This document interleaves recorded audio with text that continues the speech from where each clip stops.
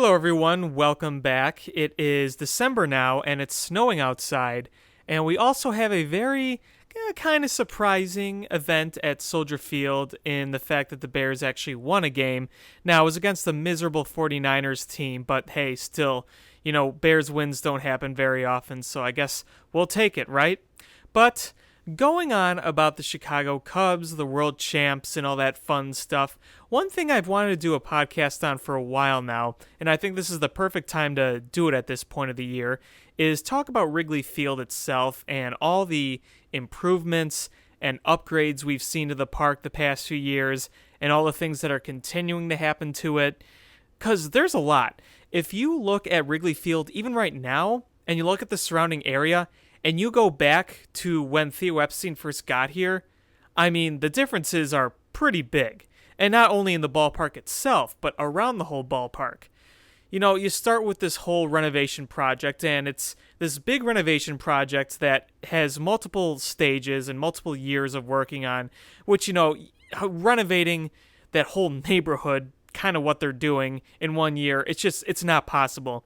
So what have we seen so far? Well, we've seen the bleachers be rebuilt and the video boards put up. Love both those things. We've seen the marquee come down and kind of redoing the front gate area of Wrigley Field. They kind of ripped out some of the old stuff and restored it to make it look like it did in like the 20s and 30s. It had that special like ironwork gate on the side that makes the park more transparent in the sense that you could be sitting in the back part of the lower concourse and easily look out, and you can look up into the lower concourse, and also putting in that mesh and that tile that it had many, many years ago at the gates, kind of giving it the restored throwback look that it had decades and decades ago. And I think that was also a great thing to do. Also, opening up behind the marquee, I really like that you could stand and see the other side of the marquee inside as it's painted like the old green colors that it originally was back when it was put up in the late 20s, early 30s. So that's also really special. And then, of course, you got to factor in what they're doing around the ballpark. They're building an entire plaza, an office building that connects into the ballpark. That whole area that just used to be Yum Yum Donuts, that tiny little shack, and that big blank parking lot is now going to be a really, really nice plaza area for fans, great office space for a lot of the employees, and then across the street from that, where the old Wrigley McDonald's was, probably one of the more sketchier McDonald's, considering that most of the time it was filled with, drunk people and just kind of dirty and grody, is now going to be this nice hotel that's going to be there. And I've seen some of the renderings, and it looks great. And right now, that's just that whole side of the street is being dug up while the plaza is getting closer and closer to being done, and the office building is getting closer and closer to being done. We saw the framework go up in 2015 for that, and it's finally all coming together and should be ready really soon. And then, of course, you have the other side on Addison, where the 7-Eleven used to be, where rest in peace Goose Island used to love going there, but they torn down a lot of that block right across from Sluggers there to build more like Cubs themed shopping centers and other stores and places. I mean, basically Tom Ricketts is retransforming everything around that ballpark, and if you want to count, buying some of the rooftops too, you could almost, they're not really doing much renovation there right now, but he's really buying out that whole neighborhood, and hey, I think he's doing some really great things. And of course, one of the biggest improvements to Wrigley Field is that now they hosted a championship team. I mean, that's not a physical renovation, but that's something great. So literally, as soon as like that parade ended, maybe a week after, because the fans still visited, including myself writing on the wall, they're like, all right, let's fence this place up. We got a lot more work to do. And they do. And they are. If you haven't been keeping up with the renovations lately, there is something pretty notable going on there. They basically dug up the entire home plate section of Wrigley Field. All the concrete going all the way back to the steel beams that hold the roof up, basically.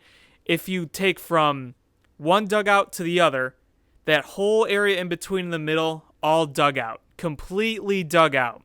Why? because that's where they're going to build the American Airlines 1914 Club.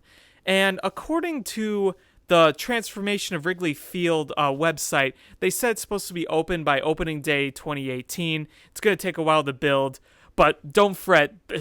The seats will be there, back in there, by the time that opening day starts. They're not going to play with a big gaping hole in the middle of the stadium.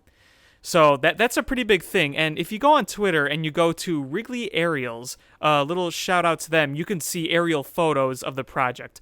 Also, a lot of the field has been dug up. They've dug up the bullpens. The bullpens will no longer be in the field of play. They will be behind the bleacher brick wall where the ivy is. And to my understanding, they're going to be taking out some of the brick there to kind of create an opening. That's my understanding. I don't know exactly how that's going to work, but that's what I hear. So a lot of changes going on there. They're also doing a little work along the side of the grandstand in the right field corner. They took out part of the wall there. Looks like they're going to fix that up a little bit. And then there's going to be more and more changes to the concourse and everything. You've seen that slowly change, the concourse, and it's going to keep changing until pretty much all these plans are over with. And this is costing, in a total, according to one of the business articles that I recently read, it's going to be around $700 million. It's expensive, but they have the money for it. They're a cash cow, and the way they're slowly doing this is, a really good approach. And there's a lot of interesting things to note about Wrigley Field. I know a lot of people kind of think they're destroying the original stadium. I know some people might think that taking out that big gaping hole in the middle of the field behind home plate is kind of taking away from the original structure, Wrigley Field. Here's the fact of the matter.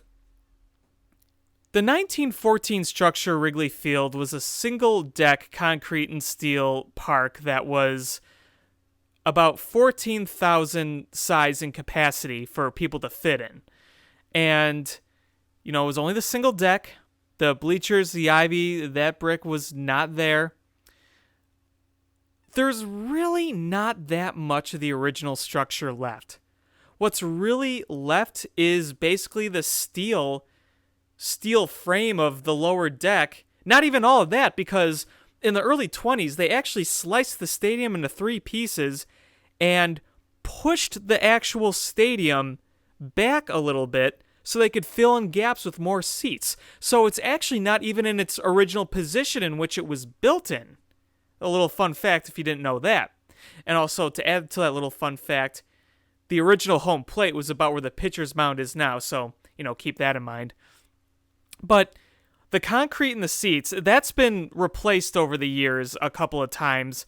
I believe in the 60s, they had a mass replacement of all the concrete in that stadium. The upper deck wasn't built until 1927. It was actually built into 2 phases. One in the left field side, that was built first, and then they finished the right field side the year later. But, the concrete that they're tearing out, that's not the original concrete. The original concrete's long gone.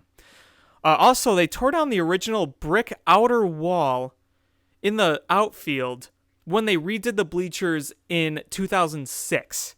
When they took out the bleachers that were built in the later 30s in 1937, they had built those bleachers in front of the original brick wall. When they redid it first in 2006, they tore down that original brick wall back there.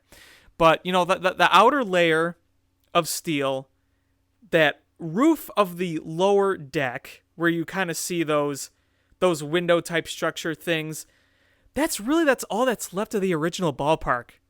The field isn't the same. It's been redone numerous times. That great scoreboard that was built in 1937, that was not built in 1914. There's very little left of what was actually built in 1914. And slowly you've seen some of the steelwork from the original stadium, some of it's been replaced because it's falling apart. I mean, these kind of buildings, they just don't last forever. So, yeah, it's kind of funny when you say the place was built in 1914 when really the matter of the fact was there's really not much of the original structure left. It's still a historic ballpark and has the great history, but, that's just kind of the fact of the matter. A lot of the ballpark has kind of maintained its same structure since the 30s, but that's a whole other thing. It doesn't last forever, and you got to replace the stuff, or else it's going to come crumbling down. I mean, they were concerned about 10 years ago that place was literally going to fall down.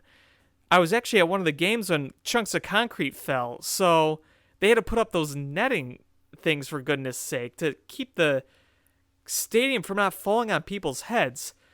So it's an interesting thing to keep in mind, and I think overall everything is great with the renovations, and there's so much more to come. The club behind home plate is not the only club they're going to build. They're going to build ones in the corners as well, like in left field and in right field, first base line, third base line. And then they're also talking about more plaza room on the roof of the lower deck as well, kind of like you see in the middle above the marquee. And when this hotel is done and the plaza is done, when all that new neighborhood is rebuilt, it's going to be bringing that classic ballpark into modern day. But you're still going to be at that classic ballpark. I think that the video boards have done nothing but enhance the experience at Wrigley Field.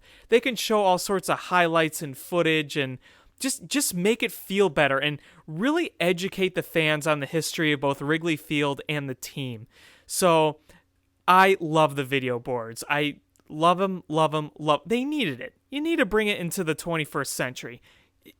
You need to have some sort of electronic video boards and not little tiny ones under the original scoreboard. And that does not take away from me checking the scores on the original handheld scoreboard. I could still look at that original one and, enjoy looking at all the scores like I have since I was a kid, and look at the cool new things on the video boards, as well as enjoy these new amenities. Because let's face it, I mean, I loved Wrigley Field my whole life, and I always will, but if you go back about 10 years, the place really was falling apart and was really, kind of dumpy in some places. So nothing but good things are doing at Wrigley Field, but yet still maintaining its charm and its classic look and its classic feel. And it feels even better now that you have a championship team playing there. So that's really what I wanted to cover on this little mini podcast. Just talk a little bit about Wrigley Field and this $750 million renovation to an old classic ballpark. So we'll see what more things come up as they, make these renovations. You never know. Some things could change. Some things could be added. Some discoveries can be made. And hey, you know what? I would love to see that Cubs clubhouse because all the footage I've seen from it, it looks awesome. And I bet the players are so much happier that they are being housed in that clubhouse and not that little broom closet that they've been in for so many years. That I have been in, and I can tell you, that place was cramped, small, and nasty. So, this has been Alex Pat. Thanks for listening. Goodbye.